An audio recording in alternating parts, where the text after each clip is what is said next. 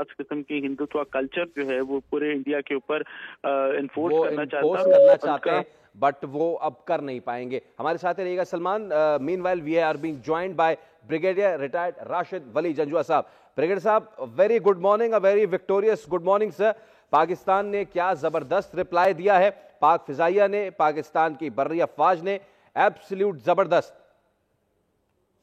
Very very very effective response, और ये expected भी था। पाकिस्तान ने इसकी सिग्नलिंग पहले की हुई थी, रिजॉल्व का इजहार किया हुआ था। और जैसे मगर फर्क ये है कि भारत ने रवायती बुजदिली का मुजाहरा करते हुए सिविलियन टारगेट्स को टारगेट किया है, और इसमें मसाजिद भी शामिल हैं, जबकि पाकिस्तान ने मिलिट्री टारगेट्स को अटैक किया है। आर्टिकल जो 51 है यूएन चार्टर का, उसके मुताबिक सेल्फ डिफेंस का राइट एक्सरसाइज किया है। उसके बाद पाकिस्तान ने जो इंटरनेशनल ह्यूमैनिटेरियन लॉ है उसकी पाबंदी करते हुए आपने मिलिट्री टारगेट्स को, जिसमें फजाइया इंडियन फजाइया के 5 हाई परफॉर्मेंस जेट, उनको मार गिराया है। एक उनका ब्रिगेड हेडक्वार्टर टारगेट किया है लाइन ऑफ कंट्रोल पे, और बिडोरी और पीर कांटी सेक्टर्स में हमने कार्रवाई करके उनकी बहुत सी पोस्टों को वहाँ पे भागने पे मजबूर कर दिया। तो वो पोस्टें छोड़ के उनके जो सोल्जर्स हैं वो भाग गए हैं। अब ये प्योरली मिलिट्री टारगेट्स हैं, इसमें कोई कोलैटरल डैमेज नहीं है। और अभी एक और पोस्ट जो गुफ्तार पोस्ट है, ये भी उसका तबाही की खबर आई है। तो बहुत सी ऐसी पोस्टें हैं जो आहिस्ता आहिस्ता इन्फॉर्मेशन आएगी कि वो पता चलता जाएगा कि क्या हुआ है भारत के साथ। बहरहाल उनको बहुत बड़ा सबक मिला है, और ये 5 हाई परफॉर्मेंस तैयारे, जिसमें 3 राफेल हों, जिसपे उनका घमंड था कि ये बहुत हाई परफॉर्मेंस है, बीवीआर रेंज इसका बहुत है, और ये बहुत हमारे लिए एक गेम चेंजर होगा। तो वो गेम चेंजर के बजाय तो ये गेम डिस्ट्रॉयर बन गया उनके लिए। और पहले दिन चंद घंटों में 5 जहाज़ों का गिरना, ये उनकी अक्कासी करती है कि करेज की और प्रोफेशनलिज्म की। इखलाकियात से तो वो पहले ही आ रही हैं, क्योंकि जो सिविलियन आबादी पे हमला कर सकता है मुल्क रात के अंधेरे में, वो कुछ भी कर सकता है। और दूसरा जो सवाल था उनके प्रोफेशनलिज्म पर, तो वो उनकी परफॉर्मेंस ने पर्दा चाक कर दिया। Absolutely. Now coming to the very important, जो कि DGSPR की प्रेस कॉन्फ्रेंस थी। भारत ये वावेला कर रहा है, जैसे कि हमेशा से करता है, कि उन्होंने पता नहीं किस चीज़ को निशाना बना लिया और बड़ी विक्ट्री बना रहे हैं। बट सच्चाई ये है कि अहमदपुर शर्किया में 3 साला बच्ची, मुजफ्फराबाद, कोटली, मुरीद के यहाँ पे तमाम तर मसाजिद, सियालकोट में तो खैर वो कुछ कर ही नहीं सके, उनके जो 2 गोले थे वो फट नहीं सके, शकरगढ़ में डिस्पेंसरी। दिस शोज के हाउ ब्रूटल, और कितना, एक तो ब्रूटल भी है, दूसरा अनप्लान्ड भी है। सिर्फ दुनिया को दिखाने के लिए मसाजिद हैं तो उनको आप टेरर आउटफिट्स करार दे देंगे। बहुत ही बौखलाहट के अंदाज में तमाम तर कार्रवाई की गई थी सर।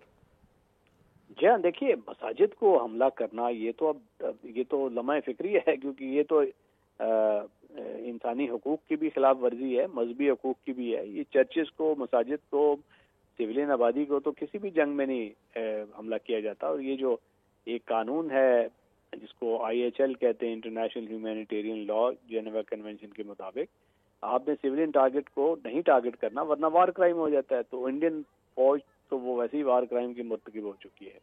और उसके बाद जब आप कुछ अचीव नहीं कर पाते हैं, स्वाय इसके कि वो आपने बेगना सिविलियंस को उनकी शहादतें हुई हैं, जिसका इंशाल्लाह उनके आखिरी उनके कतरे का भी हम बदला लेंगे उनसे।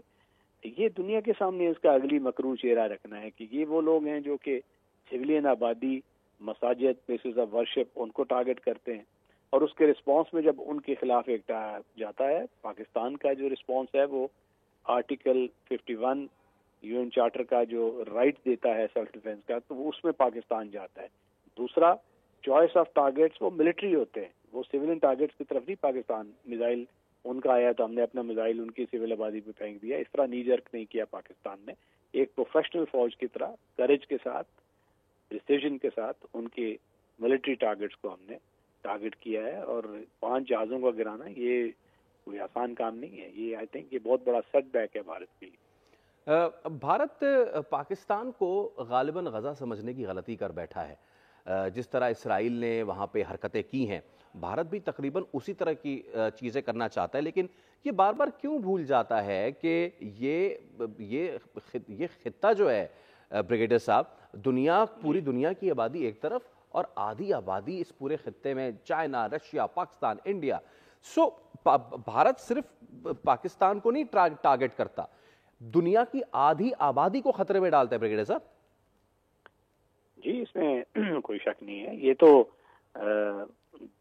एक जौहरी कुव्वत होने के नाते उनको ये इन चीजों का इदराक होना चाहिए था, मगर उनकी लीडरशिप एक ऐसी रैशनल लीडरशिप है जो आरएसएस की मजहबी जुनूनियत पे बिलीव करती है और उस आइडियोलॉजी पे चलती है।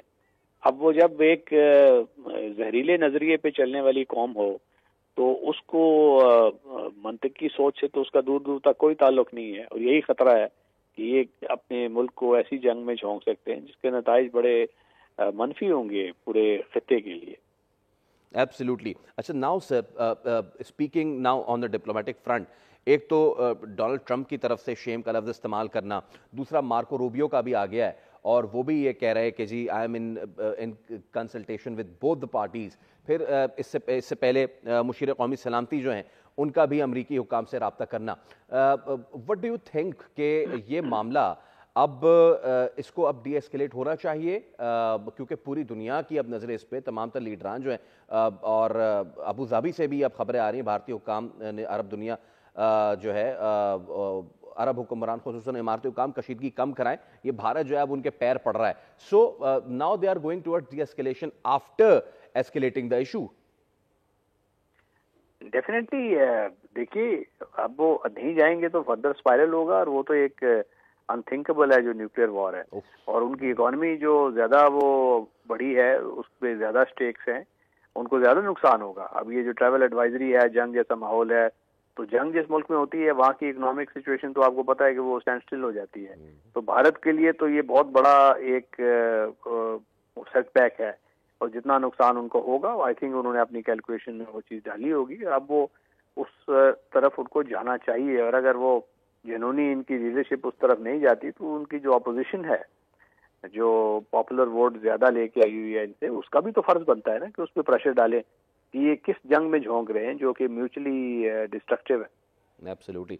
Sir, you being a retired personal, a brigadier yourself, मैं आपसे जानना चाहूंगा, अगर एक ब्रिगेड कमांड सेंटर को उड़ाया जाता है, इन्फेंट्री ब्रिगेड का हेडक्वार्टर को, कितना बड़ा लॉस है, खास तौर पे एलओसी जैसे सेंसिटिव इलाके के करीब? नहीं, ये तो बहुत बड़ा लॉस है, क्योंकि ब्रिगेड हेडक्वार्टर एक बड़ा हेडक्वार्टर होता है। एलओसी तो माउंटेन्स में छोटी छोटी पोस्ट, प्लेटून, कंपनीज, उस लेवल के जो हेडक्वार्टर होते हैं, अगर उस पर भी नुकसान हो जाए तो वो भी एक अच्छा खासा उसको समझा जाता है। तो ब्रिगेड हेडक्वार्टर्स तो बहुत बड़ा है। माउंटेन में आप समझ लें कि एक ब्रिगेड 5000 की टोटल उसकी नफरी होती है, और वो कोई 60-80 किलोमीटर तक उसका दिफा कर रहा होता है। तो उस इलाके को, उसका जो command and control nerve centre है, उसको तबाह करना ये बहुत बड़ा लॉस है। Absolutely. Now, sir, where do you see the things going now? Pakistan ने सिक्योरिटी काउंसिल से लेके और बाकी तमाम तर जो डिप्लोमेटिक फ्रंट है, बहुत ही जिम्मेदारी का मुजाहरा किया है। किस